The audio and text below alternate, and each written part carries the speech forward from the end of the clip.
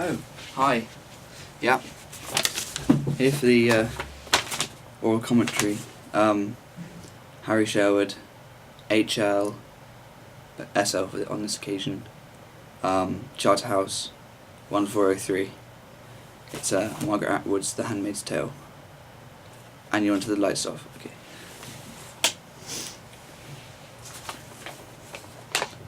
I can't read it now. In this extract, Offred is intensely confused about the state of affairs, as she has just been playing a game of Scrabble with the commander. Someone meant to be completely impersonal with her. She undergoes vacillation before accepting her new identity and realizing the power that comes with it. It is this power, obscured among Offred's tergiversing identity, which is a key theme and a central idea within the novel. The notion of complete power wavering and giving way. I'd like to start with Offred's confusion, which is one of three emotions which she goes through in this extract. So chronologically, she's bewildered at the first part. It's pretty obvious. She's she for example, she goes up a dim and it's quite an implicit confusion, but it's made more explicit later. That in the start she goes along a dimmed hall and up muffled stairs. I really think this represents sensory deprivation for Offred. Her mind is alive with activity, but she wants the outside to be quite calm and void of stimuli. The muffled stairs itself is a sort of auditory version of this. The fact that sort of baffles to absorb all sound, but it's maybe also homely.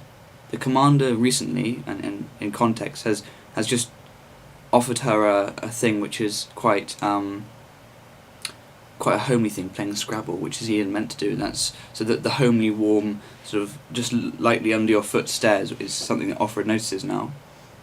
And with the lights off, she sits in the room with the lights off. She doesn't want to be bombarded with any more stimuli. She wants to think.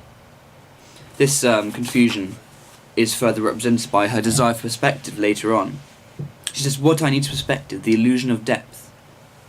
So she's been pushed up against the wall. It's an involuntary myopia. And it's causing her a little bit of a cerebral difficulty. She feels all pressed up. She wants to escape. And one could, of course, draw allusions to the ceremony and how something's pressed inside of her. And in the same way she feels pressed, she says she feels squashed up against a wall. Everything a huge foreground of details, close-ups, hairs, the weave of a bedsheet. This echoes somewhat loudly and violently in the ceremony, when there is this massive mess of ceremony. It's not quite as precise as they'd like. And it's this vacillation that eventually reveals Offred's realization. So the vacillation, she says, which is not where I want to be, at the end of the second paragraph, and then just after she says, but it's where I am. So it's this metamorphosis, which is in this extract sort of exemplified, which represents her confusion even more. She does, however, get this perspective that she wants. She has an epiphany. She uses short sentences to represent a factual state of the world. She realises her identity. She says, I am 33 years old, I have brown hair, I stand 5'7" without shoes. These are all very factual things, maybe representing something solid, a solidified state of affairs in the world. It's her new identity, and it's ricocheting around her head. And they're obvious things. Finally, Offred realises the power that she has. It's a little bit of power, but she says, it is possibly not much, but something. She can ask for something. This is a position of, if you're asking for something, it's a position of power. Men are sex machines. This is her opportunity to really get something back. But also, I think a lot is revealed about her character and her personality. She keeps turning she keeps trying to reassure herself. So, for example, you get the fact that she's shifting not the blame, but the responsibility on God. So it's God's device, and almost that she doesn't have control, in that it's the way things are. She's sort of shifted any blame onto other people at this point. And once again, the short sentences I think, stress her confidence. So before it really is a sort of progression to fact. Beforehand, she had long when she lost the perspective, she had long. I shouldn't have done that because that's going back. Never mind. So this realization of power is not only a personal event for Offred. Power turns out to be one of the central ideas within the text.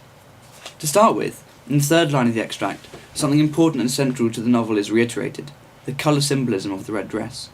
This not only represents fertility, but also a little tinge of violence.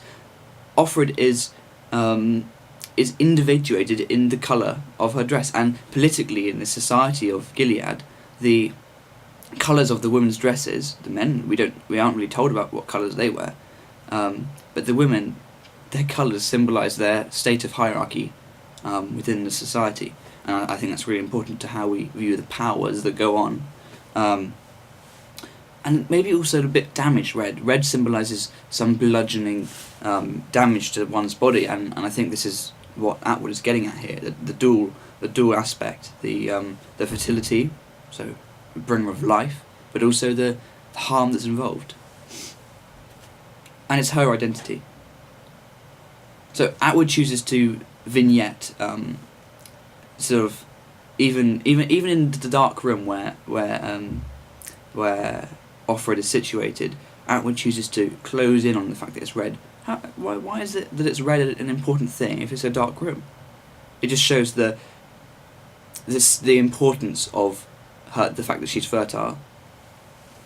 And she says that her dress is hooked and buttoned, and this really represents the power over her. She's and the imagery here is quite important. So it's about control, it's about restriction, it's about containment. They want to contain her fertility and bottle it up and take it to a house where it can be filled, and then it can have its offspring and leave. It's a very objective, a sort of objectified way of looking at things. So later, the use of quite active and deliberate verbs such as squashed in the second paragraph implies sense that there is a power that does the squishing of her face into the wall. So it's really depressing her face in there. She doesn't have a choice over it. It's definitely not a passive thing, and she's not doing it. And her position is clearly quite depressing. It's a diagram of futility, she says. Her future is in the power of others. And the text to some degree is about the protagonist's struggles, where women are used as a political tool, a vessel, in more than one way. She has a new identity pressed upon her. You could say the new identity has been filled. She's been filled with a new identity in more than one way. It's not her baby. So this is confirmed, of course. This isn't just speculation. It's confirmed when she recounts her features and includes, "I have viable ovaries." Now, for her to list this in, there are many characteristics a human can have, but for her to list this in one of a few, less than 10, shows how important it's become in society, and this reverberates throughout the book. And it's about the powers of the society and the values that they hold. So the text at heart is about vice faced, and how infinite power is wrangled with, and how the tiniest pieces of power can go a long way, for Offred in this case. So the aunts as well, later on in the extract, Offred sort of references Aunt Lydia implicitly, saying that she should take advantage of men and manipulate them. And this hierarchy as well, the aunts being maternal, almost avuncular figures for Offred, for the handmaid, is quite an interesting concept. Society's caused her to doubt what's real, even if you look in with the way she says you should lead men around by the nose, and then semicolon, that's a metaphor. Part of me thinks that this is almost her saying, doubting what's real. She has to say, oh, this is a metaphor, this isn't a metaphor. Things are so surreal for her. The powers that be have so made her life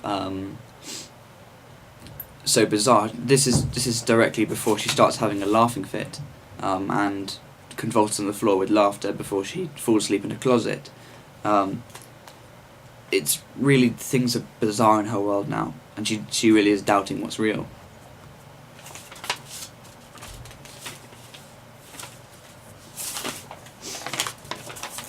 So, to conclude, as we've seen, Offred's emotions, as evinced in the text, introduce her potential power. This is itself a major concept within the Atwood's book. Later, these ideas of power become even more pivotal as Offred further challenges the authority around her and rebels. Thank you.